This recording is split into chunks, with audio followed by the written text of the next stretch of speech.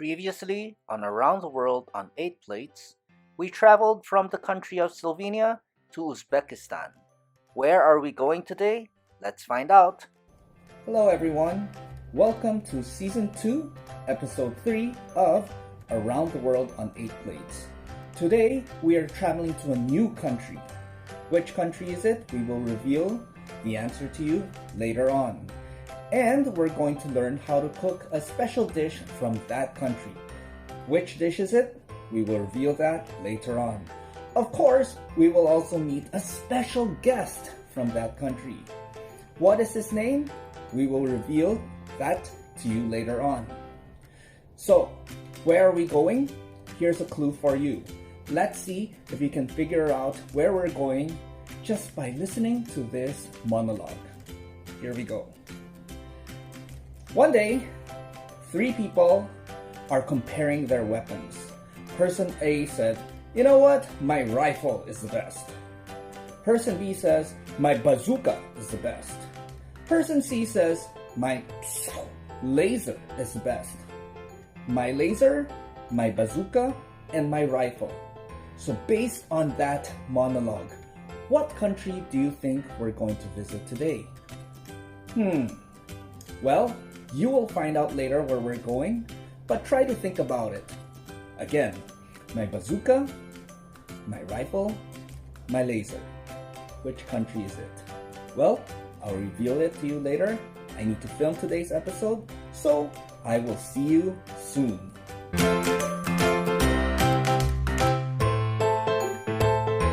Presented to you by National Taiwan Normal University Common Core Education Committee, Foreign Language Education Division.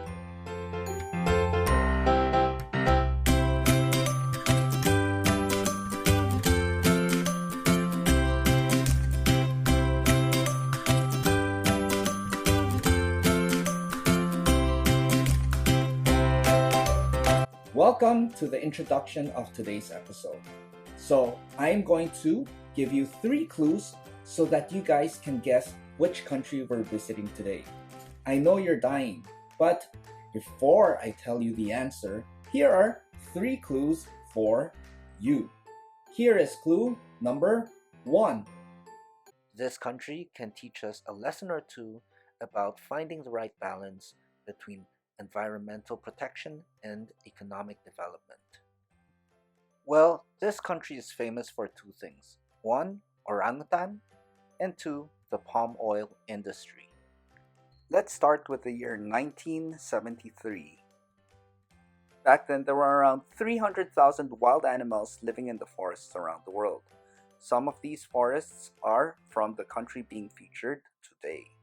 However, in 2012, they found that only 2/3 of the orangutans were left in the wild.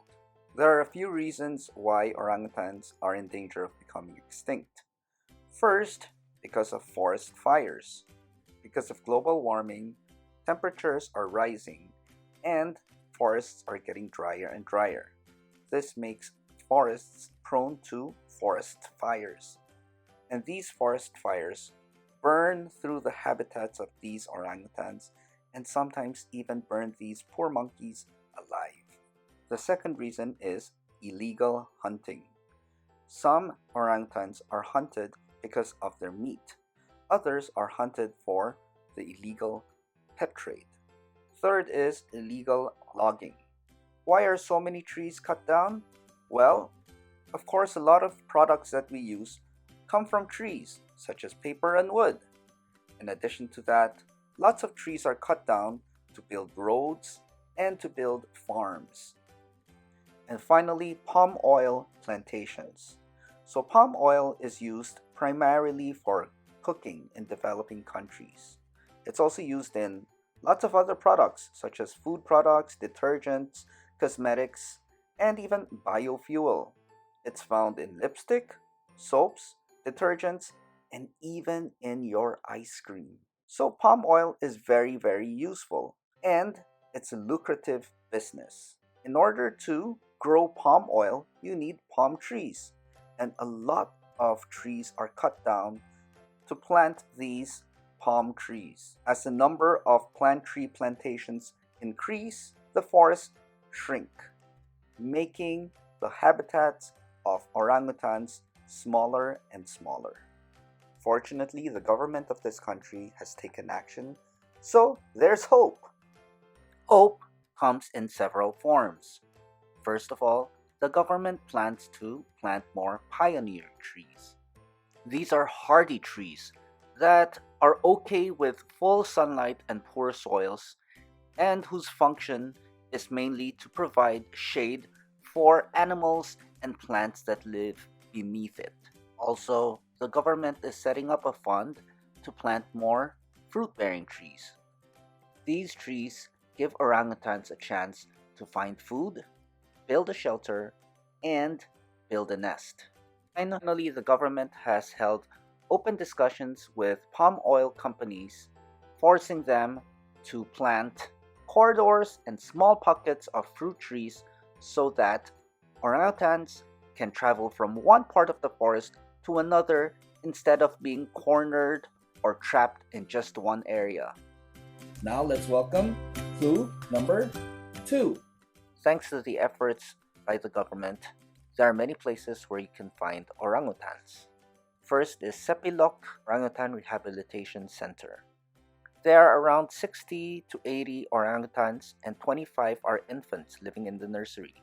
And feeding time is at 10 a.m. and 3 p.m. every day, and you can watch these primates come out of the reserve and swing to the platform and grab fruit from you. Another place worth visiting is Kuba National Park. It is just 21 kilometers west of Kuching, one of the cities in the country being featured. And you can stay overnight in the national park and experience the jungle after dark, spend time hiking along the trails to waterfalls, in addition to, of course, looking for orangutans in their natural habitat. Other than the aforementioned 2 places, there are other places where you can see orangutans. In addition to orangutans, this country has lots of other kinds of wildlife. But if animals aren't your thing, you can go to beaches and other places like places of worship, places where there's great architecture, culture and art, breathtaking views, fun activities, and delicious food. Yum yum. And listen carefully, because here is clue number 3. We asked you to listen carefully because clue number 3 is a song. So listen to me sing a song from this country.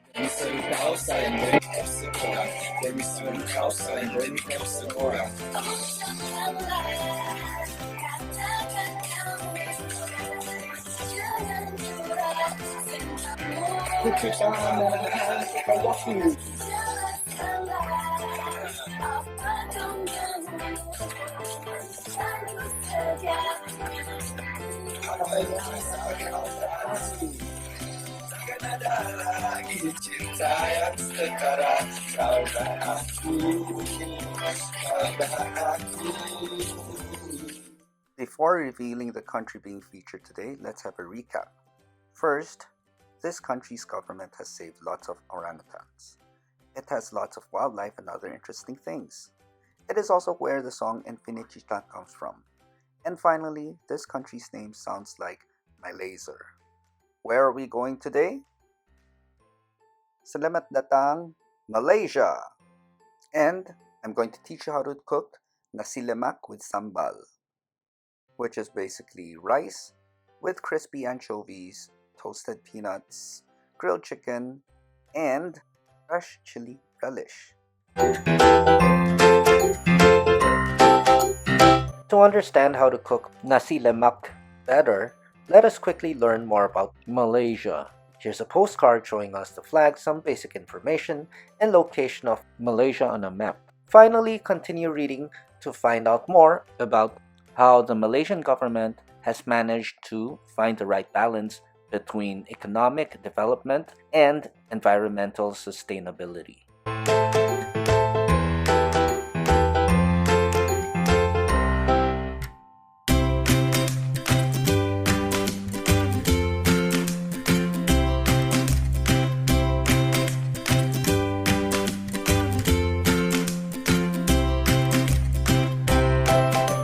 For today's dish, you'll need the following ingredients: 3 teaspoons of ginger, 3 garlic cloves, 3 teaspoons cooking oil, 1 cup of peanuts, 3 teaspoons shrimp paste, 1 egg, 1 cup of dried anchovies, 2 cups of rice, 20 fresh chili peppers, that's a lot, black pepper, salt to taste, sugar to taste, half a cucumber, 1 can coconut milk, and 1 onion.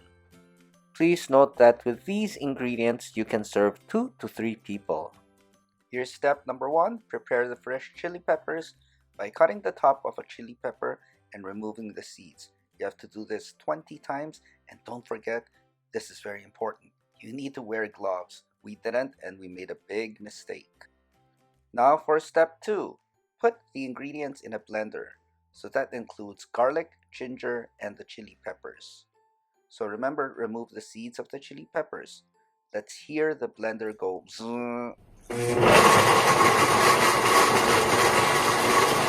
Now this is not the consistency we want, so use a pair of chopsticks to put everything at the bottom of the blender once again.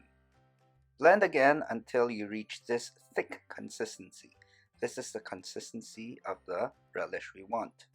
Now it's time to fry the sambal or the chili relish. So, turn on high heat, put some oil in a pan, and wait for the pan to heat up. Spread the oil around, and when it's hot, add the shrimp paste. After the fish sauce, you add the onions into the pan, and you cook the onions. Cook them, the onions, until they become translucent. When the onions are translucent, this is when you add the relish into the pan. So you have to put in the relish really quickly, okay? And don't forget to season the relish with salt. After you put in the salt, you mix everything together. Then you add the coconut cream or the coconut milk. Cook for a minute or 2, and then put it in a bowl. Now, in a clean pan without any oil, add the peanuts and the anchovies. You have to cook the peanuts and the anchovies until the anchovies are crispy. Now, in a clean pan, add in around 1/4 to 1/2 cup of oil. Now pour in the anchovies and the peanuts. So the anchovies and the peanuts are now being cooked in oil. So what's the ice for? Well, we kind of burned our hands by chopping so many chili peppers, so we needed that. Now after a while, you can add some sugar and of course some salt to your peanut and anchovy mixture. Finally, it's time for you to prepare the garnish. First, peel the cucumber and then slice the cucumber into very thin slices. You do not have to cook them. Now, serve your peanut anchovies and the sambal with fried or grilled chicken, hard-boiled egg, and a bowl of plain rice. Don't forget your cucumber. And there you have it, Nasi Lemak, or rice with crispy anchovies, toasted peanuts, grilled or fried chicken with sambal, or fresh chili relish.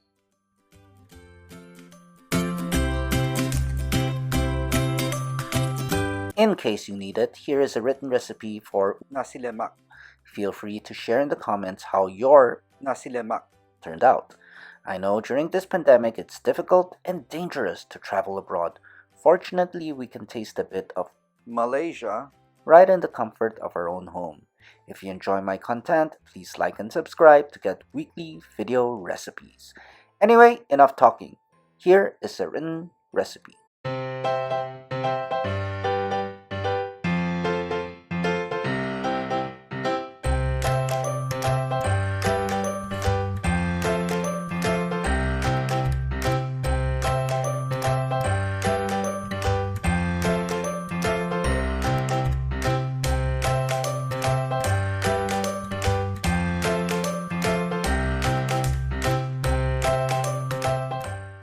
Now let's welcome our guest, our special guest, Mr. Noor Hidayat Abubakar. Hi, thank you very much for participating. Can you introduce yourself? Myself. Okay. Hi, I Hidayat from Malaysia. Currently, I'm doing my PhD in Tsinghua Taipei in Hsinchu. So this is my 4th year. Fourth year. Yeah, Okay, I hope you finish it soon. hope so. Yeah. Finger crossed. Okay. My first question is like, what's your favorite Malaysian food and why? Right. My most favorite food actually is laksa. I'm not sure whether you have heard about it, but I think it's a mix made from the curry, I think, and the noodles itself. The taste is very hard to describe, but if you ever have a chance to go to Malaysia, you should try this laksa. And the other one food that I most miss while in Taiwan, I think, is satay. Oh, really? Yep. It's hard to find good satay in Taiwan. Yes. Okay. What about laksa? Is it hard to find good laksa? I don't think that I can find any laksa at here. Okay. I never counted. So if I cook something Malaysian, what do you suggest? Laksa? I should try cooking laksa. That's not very Malaysian thing, but the famous dish in Malaysia, I think, is Nasi Lemak. Okay. It's very, I think, it's made from the rice itself is cooked with the coconut milk. Yeah. So and then there's a little bit anchovies and peanut. And then also we call it Sambal, the chili dried chilies. Okay. Yeah. And like if if you could tell people 3 things about Malaysia, what would the 3 things be? 3 things first. Oh yeah. The first thing I think is especially for Taiwanese, they are always confused about our race. Because when they say, "Oh, you're from Malaysia, you should able to speak Chinese," but I can't because in Malaysia itself we do have 2 races, which is primary is around 50% is Malay, which is me Malay, and second one the Chinese, which is most of Taiwanese meet Chinese Malaysians. Yep. So that's why they can able to speak Chinese, but I can't. Okay. I'm still learning. You're still learning. Yeah. Say something in Chinese. 你好. 你好. Oh, okay. Good. Good job. I'm just stupid. No. Okay. And another thing that you want people to know about Malaysia? About Malaysia, I think food. Okay. Like sambal. Second, yeah, sambal, nasi lemak, satay. You should try because we are very diverse culture. We have multi-ethnic culture, so we do have a variety of food. So, okay. Yeah. That's and very also, interesting. Yeah, you should try if you come. Okay, I will. And one more? One more thing? One more? Yeah. Maybe is a home of the tallest building of Twin Tower. Okay. Have you been there? Of course. And do you think it's beautiful from the view? Do you think it's really beautiful from up there? Yeah, it is. Yeah? I think the view will be better if I look in the mirror, right? What do you mean, look in the mirror? If you look in the mirror and then you see yourself, that's a better view. Oh, yeah. Yeah, that's right? a good one. That's the best one. Yeah. Yeah. Yeah, that's a good one. Yeah. Anyway, thank you very much for taking time out of your busy schedule. Yeah. Thank you. Bye-bye. Bye.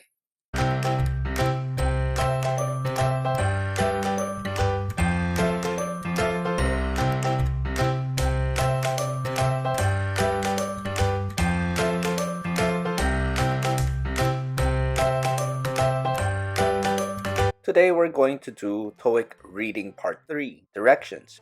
In this part, You will read a selection of texts such as magazine and newspaper articles, emails, and instant messages. Each text or set of texts is followed by several questions. Select the best answer for each question and mark the letter A, B, C, or D on your answer sheet.